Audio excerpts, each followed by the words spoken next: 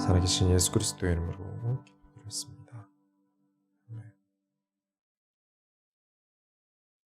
오늘 주일에 우리에게 주신 하나님의 말씀의 제목은 소원교회는 진취적인 교회입니다. 이제 올해가 한 달 정도 남았습니다. 이제 진짜 얼마 안 남았어요. 올해가 이제 다 지나갔습니다. 오늘 말씀을 듣는 모든 소원교회 성도님들이 2022년도에 더 큰 응답과 더 나아가는 일들로 가득하길 축원합니다. 서론으로 들어갑니다. 여러분, 신앙생활은 언제나 날마다 매일 하는 겁니다. 잊으시면 안 됩니다. 교회에 와서 하는 게 신앙생활이 아니라 매일 날마다 하는 겁니다. 우리가 지난주 24장 마지막에 어떤 종이 좋은 종이냐? 주인이 올 때가 언제일지 모르지만 항상 주인이 올 것을 준비하고 있는 종이 좋은 종이다. 어떤 악한 종이 마음이 악해서 주인이 뭐 늘 오던 때 오겠지, 뭐 늦게 오겠지 하면서 주인 없을 때 종이 주인 노릇하면서 친구들 불러다가 술판 열고 그러는 걸 주인이 안다면 그 범죄 행각을 기다리다가 불시에 쳐들어가서 어미 때리고 벌을 내릴 것이다. 이 비유와 사실 동일한 비유를 이제 25장에 넘어와서 하세요. 계속 이어나가십니다. 10명의 처녀가 있는데 이제 곧 결혼을 해요. 그래서 유대 풍습에 따라서 신랑 될 사람들이 밤에 오고요. 결혼할 신부가 이제 등불을 들고 기다립니다. 그리고 그 이후에 이제 혼인잔치를 밤새도록 하는 거죠. 술도 많이 먹고. 지금 총 10명의 신부가 이제 대기를 하고 있는 상태예요. 그런데 무슨 일인지 신랑들이 늦게 와요. 혹시 늦을지 몰라서, 어쩔지 몰라서 이제 기름을 넉넉하게 준비해둔 신부 5명은 괜찮은데, 이 예수님의 표현에 따라서 설명을 드리면 미련한 신부 5은 기다리다가 졸다가 깨서 보니까 자신이 들고 있던 등불이 점점 꺼져가는 거예요. 기름이 모자란 거죠. 그래서 미련한 신부들이 기름을 사러 간 사이에 신랑들이 도착했어요. 근데 시간대가 밤이지 않습니까? 너무 늦어버렸는데, 쉽게 설명을 드리면 아파트인데, 이 아파트가 일정 시간이 되면 사람들이 못 들어오게 막아요. 문을 닫아버리는 거죠. 그런데 기름을 파는 상가는 아파트 밖에 있는 거예요. 그래서 지금 이 미련한 처녀 5명은 기름을 사다가 이제 문이 닫혀서 들어올 수 없게 된 거예요. 이 상황은 아주 위험한 상황이죠. 당시에 2000년 전에 CCTV가 있는 것도 아니고 경찰이 있었던 때도 아니고 유일하게 보호받을 수 있는 이 성 안에 못 들어가게 되었으니까 사실 여자로서 밖에서 일어날 일들은 끔찍하겠죠. 언제 예수님이 재림할지 모르니 항상 기다려라. 재림하신다. 이 얘기가 사실은 아니에요. 언제나 하나님께서 나에게 맡기신 지금 일에 최선을 다하라는 겁니다. 등불을 들고 기다려야 한다면 기름을 넉넉히 준비하고 종으로서 주인이 언제 오든 괜찮을 준비를 하고, 우리 교재에도 있는 얘기죠. 내가 구원을 받았는가 진짜 고민이 된다면 어떻게 해야 된다고 말씀드렸습니까? 신앙생활을 잘하셔야 된다고 말씀드렸습니다. 고민하고 의심할수록요, 의미가 없어요. 의심이라는 건 커지거든요. 그건 병과 같은 거예요. 의처증, 의부증 같은 거 어떻습니까? 24시간 내내 옆자리에 있는 걸 보는데도 분명 다른 남자 만나고 다닐 거야. 분명 화장실 갈 때마다 다른 남자랑 연락하는 걸 거야. 핸드폰을 몰래 열어봤는데 아무 문제가 없어도 분명 세컨폰이 있을 거야. 아무리 뒤져도 세컨폰이 없으면 막 TV 보면서 손가락으로 이렇게 이렇게 한번 몇 번 두들겼다고 저거 모습으로 남자랑 얘기하고 있는 걸 거야. 의심이라는 건요, 끝이 없어요. 차라리 믿고 현실을 직시해서 보는 게 딱 맞는 거죠. 하나님이 계신가 안 계신가 의심하기보다, 예수님이 뭐 오신다 안 오신다 의심하기보다 계신다 믿고 살아보면 내 삶 곳곳에서 하나님이 나와 함께 하신다는 게 보인단 말이에요. 신앙생활을 잘 해보세요. 교회에서 헌신도, 교회 밖에서의 삶도 전부 신앙생활입니다.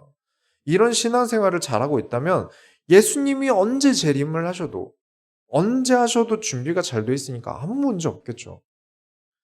자꾸 예수님이 언제 재림하신다에 목매고 몇 월 며칠에 재림하신다에 목매고 곧 오신다 오신다 목매는 건 등불 준비는 하나도 안 돼 있는데 오신다고 소리만 지를 뿐이에요.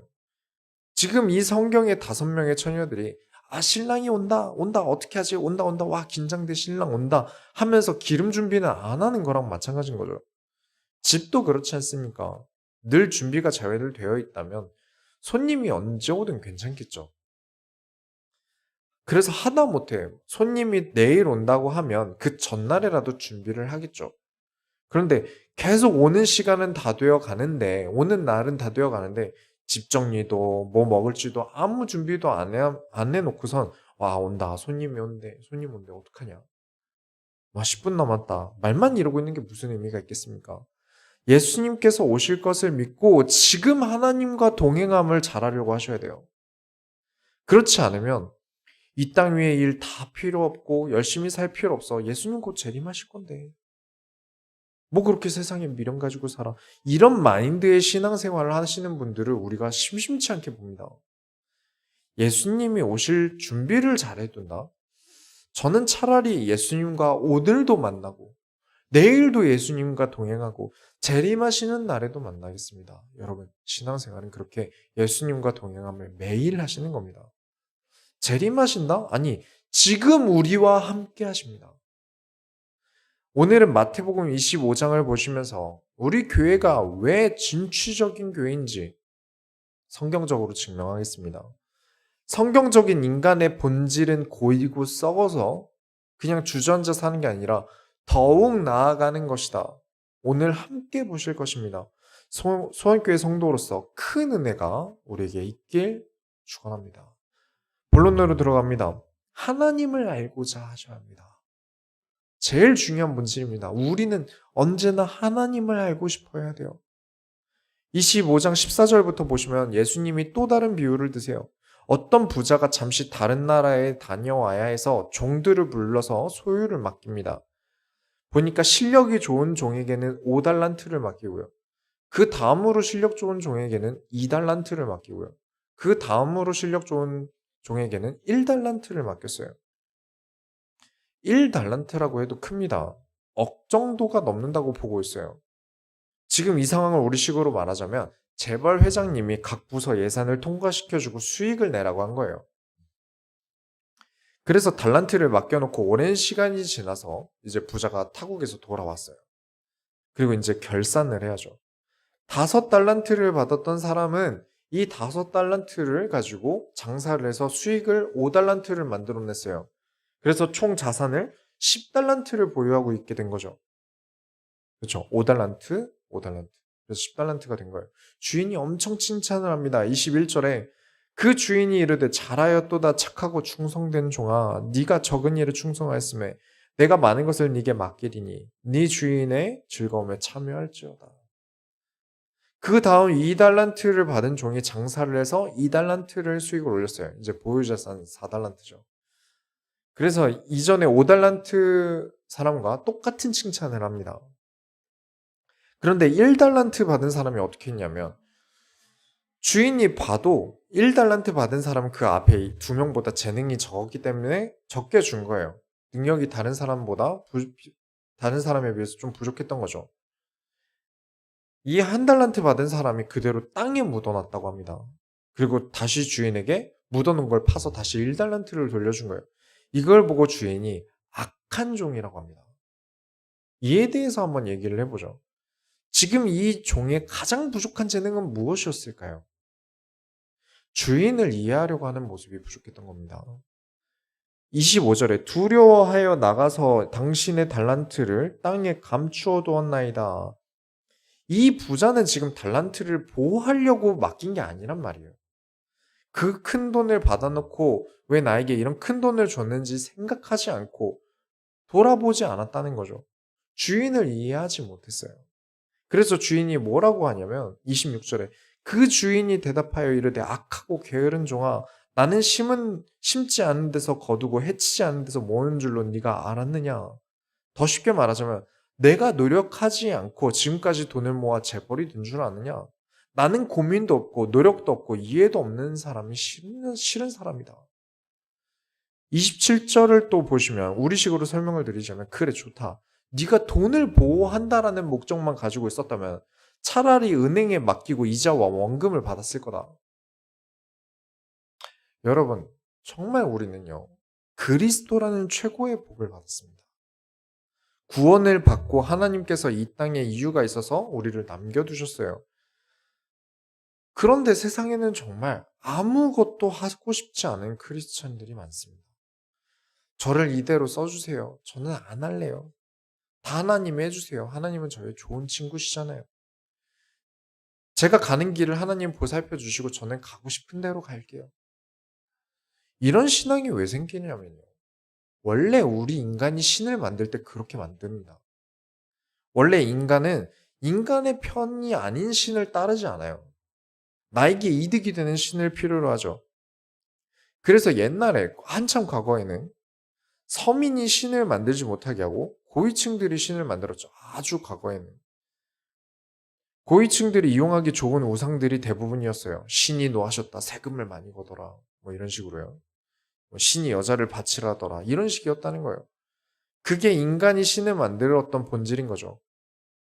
그래서 하나님을 자꾸 그렇게 만듭니다. 다 내 마음대로 해도 괜찮다 해줄 신을 만들어요. 기독교는 고위직에게 절대 좋은 신이 아닙니다. 성경은 절대 많이 가진 사람, 정치인들에게 유리한 내용을 거진 담고 있지 않아요. 오히려 더 돌아보고 돌려주고 베풀어주고 이런 것들을 강조하죠. 그래서 과거의 로만 카톨릭에서 사제의 권위를 성경보다 위에 둔 거예요. 성경의 권위가 높아지면 이용해 먹을 수가 없으니까 성경의 권위를 낮추고 사제들의 권위를 올린 겁니다. 이용해 먹기 좋기 위해서요. 하지만 성경은 어떻습니까? 진짜 성경은 하나님은 우리에게 일을 시키십니다. 하나님 나라의 일을 우리에게 맡기세요. 하나님 나라의 일을 확장시키십니다. 성경 어디를 봐도 사람들어 가만히 있으라고 하나님이 다 알아서 해주신다는 일은 도무지 사람이 아무것도 할 수 없을 때였습니다. 그 이후에는 그 외에는 다 하나님이 사람을 들어서 사용하셨어요. 저는 정말 음악을 좋아하는 사람이에요. 참고로 이제 내년도 주제곡이 나왔습니다. 지금 작업 중이에요. 음악이 가져오는 행복함과 인간을 풍성하게 하는 것에 대해서 잘 알고 있어요. 그런데 제가 왜 이악 물고 이 자리에서는 성경으로 하나님을 설명하려고 하는 걸까요? 우리 교재 들어보신 분들은 아시죠? 작곡을 하게 되면 엄청 복잡하게 가사를 쓸 수가 없어요. 심플하되 누구나 알아들을 단어들을 써야 돼요. 막 사자성어로만 만들어진 발라드를 부르면 사실 그건 개그용 발라드 아니겠습니까? 가당설, 거두절미, 개과천선 좀 이상하잖아요. 거기다가 찬양 가사를 쓴다고 한다면 하나님은 너를 일시키시는 자, 놀고 먹을 때 혼을 내시니 좀 이상하잖아요. 은혜가 안 되는 거죠. 그래서 가사들이 하나님의 따뜻한 성향들을 위주로 쓰게 돼요. 보호자, 친구, 사랑하심, 인자하심, 용서하심 이런 단어들로 채워지게 돼요. 쉽게 말하자면 사람에게 유리한 점들이 가사가 됩니다. 찬양으로는 하나님을 만나기 참 좋아요. 빠르고 감성적으로 쑥 들어와요. 이게 가장 큰 장점입니다. 하지만 만일 성경 말씀 없이 찬양만으로 신앙생활을 한다면 하나님을 제대로 알 수가 없어요. 둘 다 해야 됩니다. 무조건 둘 다 가져야 돼요. 말씀 없이 찬양만 있다는 건 순서가 엄청 잘못되는 겁니다. 예수님이 가르치실 때도 고난이 있으나 두려워 말라였어요. 네가 예수 이름으로 나아갈 때 어려움도 있고 핍박도 있다 하더라도 두려워 말라. 내가 너와 함께한다 얘기하신 거예요. 그런데 예수 이름으로 나아간다는 말만 쏙 빼버리고 두려워 말라 함께한다라는 말만 있으니까 신앙이 엄청 이상해지는 거예요. 내 마음대로 해도 어떤 일이 있어도 두려워하지 말아야지. 예배가 있고 강단 말씀이 우리에게 나아감을 주장할 때 우리는 어려울 수 있어요. 부담스러울 수 있고요. 내가 할 수 있을까? 어렵지 않나? 난 지금 사는 것도 너무 힘들고 부담스러운데. 그런 우리가 찬양으로 자각하는 겁니다. 그래, 하나님이 나와 함께 하시니까 할 수 있다. 하나님께서 우리를 도우시고 나를 지키시고 나를 보호하신다. 이게 올바른 순서예요. 말씀으로 나아가고 이 나아감에 찬양과 노래를 가지고 힘을 내고 용기를 내고 하나님이 나와 함께 하심을 잊지 않고 이게 가장 성경다운 거예요. 가장 올바른 거죠. 신앙생활을 잘한다는 것은요. 예수님 우편에서 가장 가까이 예수님 말씀에 귀를 기울이는 사람이고 그 사람이 제일 잘하는 사람이고 가장 큰 사람입니다. 여러분 언제나 하나님을 알고자 하세요. 주인을 이해하는 종이 되시기 바랍니다. 두 번째는 당신은 아주 가치 있는 사람입니다. 이 두 번째로 이 한 달란트 받은 이 종이 잘못한 게 뭘까요? 뭘 못한 걸까요? 모든 신앙인들은 더 나아가고자 하셔야 한다는 겁니다. 주인이 다른 달란트를 받은 사람들을 칭찬할 때 뭐라고 칭찬했습니까? 23절을 보시면 내가 많은 것을 너에게 맡기리니 내 주인의 즐거움에 참여할지어다. 이 점이 중요한 겁니다. 진짜 하나님의 축복을 받고 싶으십니까? 하나님의 즐거움에 참여하고 싶으십니까? 더욱 나아가시기 바랍니다. 나 아무것도 안 할 테니까 예뻐해 주세요. 아, 저 사랑하시죠? 그래서 그리스도를 보내주셨으니까요. 하지만 그 사람에게 영혼을 맡길 수 있겠습니까? 하나님이. 국가산업입니다. 하나님 나라의 일 아닙니까? 하나님 나라 국가산업이에요. 왕 대신 예수님께서 국가산업을 우리에게 맡기시는 겁니다. 작은 일에도 충성을 안 하면서 하나님은 내 친구셔. 예수님은 나의 좋은 친구니까 다 해주실 거야. 이건 호구죠. 우리가 언제부터 호구를 친구라고 했습니까? 종 취급하면서 친구라고 부르는 건 일진 마인드 아닙니까? 우리 친구니까 빵 좀 사와. 요거잖아요. 누군가에게는 이 모든 일과 과정이 부담스러울 수 있다는 것도 잘 알고 있습니다. 세상에 지쳐서 위로받고 싶어서 교회를 찾는 사람들이 얼마나 많겠습니까? 그런 위로가 필요한 분들이 좀 더 다른 위로를 좀 받으셨으면 좋겠어요. 하나님이 다 책임져 주십니다. 하나님이 다 보호하십니다.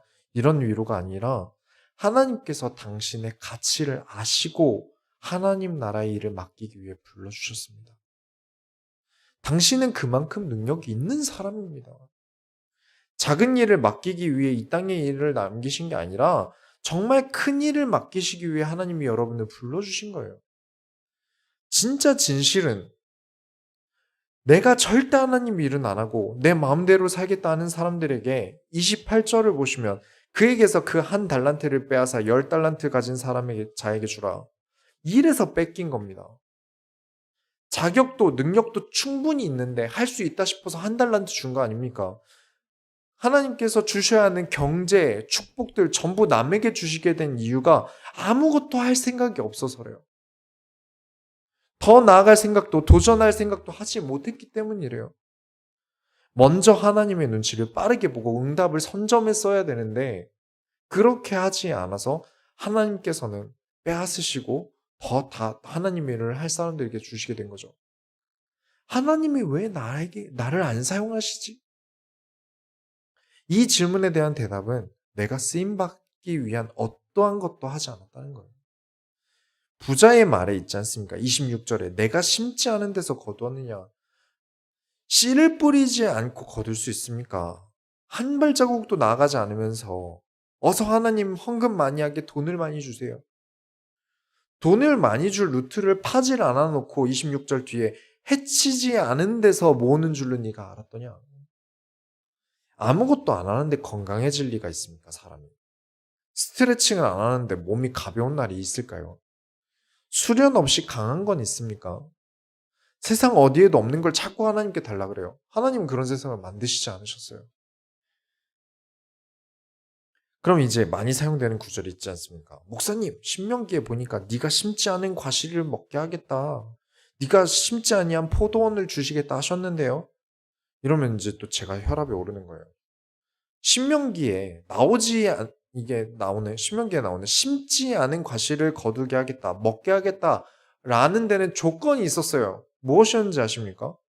내가 하는 말씀을 마음에 새기고 자녀에게 가르치고 집 어디에나 눈에 보이는 곳곳에 써놔라. 써놓은 내용은 너희는 마음을 다하고 뜻을 다하여 여호와 하나님을 사랑하라. 이게 전제 조건이었어요. 내가 내 멋대로 사는데 그게 하나님을 사랑한다고 말할 수 있겠습니까? 아닐걸요. 만약에 사랑한다면서 자녀를 계속 때리는 건 그건 사랑이 아니라 아동학대죠. 어떠한 것도 사랑이라는 것은 이해라는 관계가 없으면 안 됩니다. 그건 사랑이 아니에요. 하나님은 나를 사용하고 싶어 하세요. 그걸 이해하셔야 됩니다. 세상의 빛으로 소금으로 나를 사용하고 싶어 하세요.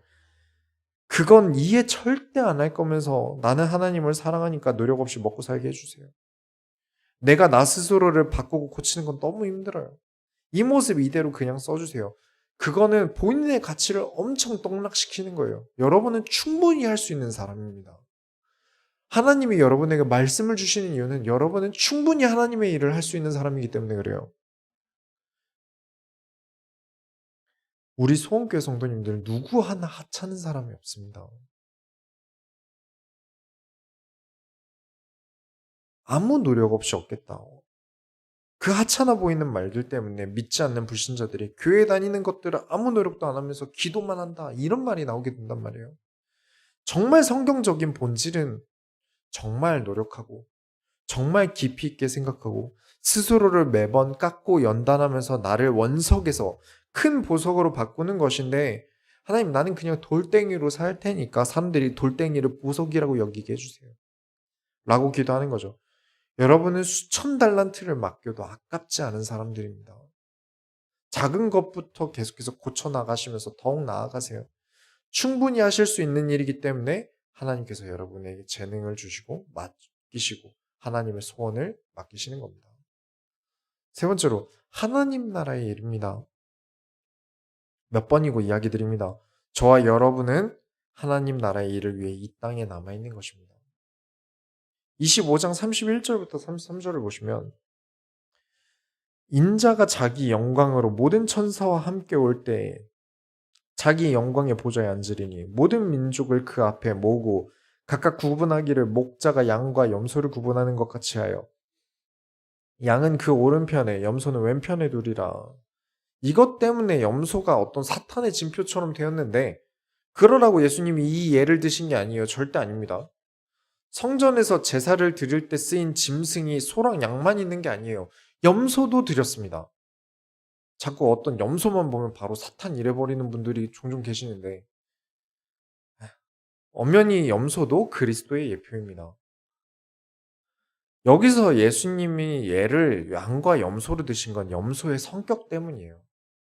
몸만 거슬리면 들이받아 버리는 성격 때문에 예를 드시는 거예요. 34절부터 무슨 예를 드시냐면 임금이 오른쪽에 양떼와 같은 사람을 모으고 왼쪽에 염소떼와 같은 사람을 모은 다음에 양떼와 같은 사람들에게는 34절에 그때 임금이 그 오른편에 있는 자들에게 이르시되 내 아버지께 복받을 자들이여 나와 창세로부터 너희를 위하여 예비된 나라를 상속받으라. 어마어마한 거를 받네요. 뭘 잘했길래 지금 이 양떼와 같은 사람들에게 주시는 걸까요? 무슨 내용이 있냐면 양떼들아 너희는 내가 헐벗었을 때 입혀줬고 목마를 때 마시게 해줬고 떠돌 때 나를 재워주었다. 그래서 하나님 나라를 상속받으라. 이에 양떼들이 물어봅니다. 아니 임금님 저는 임금님을 뵌 적이 없는데요. 물을 드린 적도 없고 입혀드린 적도 없는데요. 이에 이제 창조주이신 하나님께서 임금으로서 이야기하십니다. 너희가 지극히 작은 자들을 입히고 재우고 먹인 것은 곧 나에게 한 것과 같다. 반대로 이제 염소떼들은 영원한 지옥불에 들어가게 되리라. 이러니까 이 염소떼와 같은 사람들이 와서 따지기 시작합니다. 아니 임금님이 배고프실 때 제가 먹을 것도 드렸고 물도 드렸고 재워도 드렸는데 저한테는 왜 이러시는 겁니까? 이에 대답해 주십니다. 너희는 작은 자들에게 아무것도 하지 않았지 않느냐. 여러분 헌금 중요합니다. 헌금은 내가 얻고자 함 없이 감사함으로 드리는 거고요. 하나님께서는 그 마음을 아시고 우리의 경제에 축복하시는 거예요. 내가 뭔가 얻고자 함으로 헌금을 드릴 때는 이미 헌금이 아닌 겁니다. 내가 어떠한 자리에 대한 욕심 때문에 임금에게 먹여드리고 재워드리고가 아니라 지금 이 임금이 원하고 좋아하고 사랑하는 것을 했던 거죠. 교회에서의 많은 일들 역시 중요합니다. 그러나 그만큼 세상에서의 여러분의 역할도 중요합니다. 둘 다 해야 되는 거예요. 교회에서의 일도 앞에 나와서만 하는 일이 중요한 게 아닙니다. 뭐 찬양 잘하고 대표기도 잘하는 것만 중요한 게 아닌 거죠. 내가 예배를 드리고 말씀을 드리기 위해 앉아있는 태도 역시 중요합니다. 나 때문에 누군가 실족하지 않도록 하는 것이죠. 또 제가 부교육자 때 많이 가르쳤던 이야기인데 지금은 담임이 돼서 차마 제 입으로 말하기 좀 민망해서 안 가르쳐 드리는 게 있어요. 뭐냐면 예배에 집중하지 않고 딴짓을 하는 건 굉장히 큰 손해라는 거예요. 앞에 나와 계신 목사님의 마음이 흔들릴 만한 태도를 보이는 건 굉장히 큰 손해예요. 예배 시간에 계속 앞에 와서 앉아서 계속 카톡을 한다든가, 누가 봐도 딴 생각을 한다든가, 말씀에 공감하지 않는다든가, 그게 왜 나에게 손해가 되냐면, 설교자가 다 전달하지 못하고 내려올 때가 있어요. 그냥 자존감이 무너지는 거죠. 안 듣는구나, 이러면서 말을 줄이고 안 하게 돼요. 물론 목회자는 그러면 안 됩니다. 안 되는 게 맞아요. 하지만 분명 내 행동 때문에 생기는 나비 효과도 무시해서는 안 된다는 거예요. 우리는 많은 디테일에 신경 써야 합니다. 교회에서 작은 자가 있다면 어떻게든 도우려고 해야 정상이에요. 하지만 그 작은 자가 나를 자꾸 알아달라는 식으로 교회를 다닌다면 그 사람은 작은 자죠. 작은 자니까 섬겨야 돼요. 그러나 그 작은 자를 큰 자로서 대우할 수는 없습니다. 전부 이 복잡한 이야기들을 왜 드리냐면 하나님 나라의 일이에요. 작지 않습니다. 하나님 나라의 일이 뭔가요? 물어본다면 한 번에 대답할 수 없어요. 우리가 하고 있는 삶 전부가 하나님 나라의 일이라서요. 여러분이 드시게 될 점심 식사도요. 하나님 나라의 일이에요. 오늘 자기 전에 보게 되실 유튜브도요. 하나님 나라의 일이에요. 왜냐? 여러분 자체가, 여러분 존재가 하나님 나라의 일이니까요. 결론을 내리겠습니다. 그렇게 소원교회 성도들은 쉼은 있어도요. 멈춤은 없습니다. 시간이란 게 흐르고 멈출 수 없기 때문에 우리의 삶 역시도 죽을 때까지 멈추지 않습니다.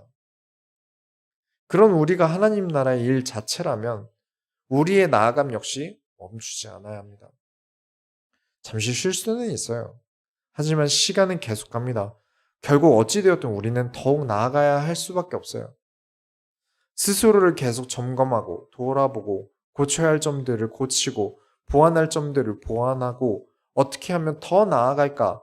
어떻게 하면 하나님께서 나를 더 사용하실까? 하나님께서 지금 나에게 맡기신 일은 무엇일까?